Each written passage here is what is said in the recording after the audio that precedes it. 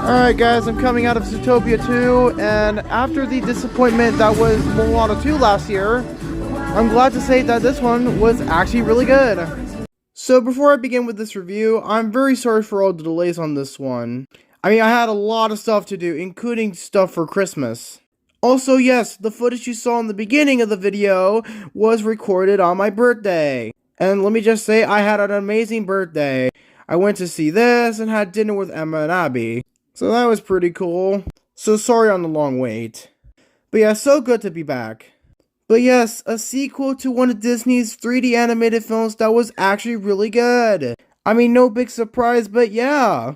Now, would I say it's better than the first one? Well, that's actually a really good question. Well, I don't know to be honest, but they're all great. I'll say this, the world building of the first film was great. In this one, it's greatly expanded upon here with the introduction of reptiles and how they were forced to leave. It also expands upon the social commentary dabbling into topics like wealth inequality, senator colonialism, and ethnic cleansing. Disney making a pro-Palestine movie was not what I was expecting on my 2025 bingo card.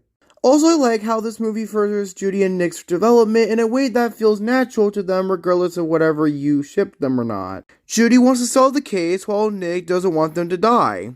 It's a conflict that makes sense for them, and it angers the film with its strong amount of emotion. The jokes were really funny, the voice actors did a really good job, and the score was excellent. And of course, the animation was really good. Again, not too surprising from Disney, but I don't mind. If there's only one nitpicky I will give about this movie, it is that I just wish they gave Gary the snake a little bit more screen time. But he doesn't have as big of a spotlight as he should. Same applies as the villain, Milton Wixley. He is a really good villain, but he doesn't have a lot of screen time as Gary does. And speaking of which, yes, as no big surpriser, this movie has a twist villain.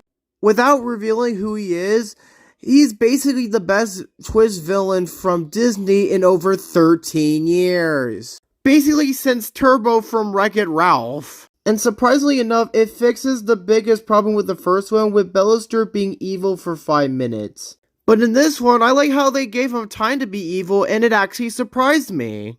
But yeah, in conclusion, Zootopia 2 is a great sequel. And even if Disney has their lows, I'm still grateful they can make some great stuff. 9 out of 10.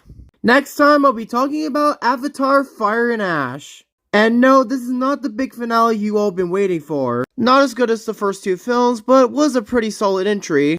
I'll go in depth when I officially talk about it.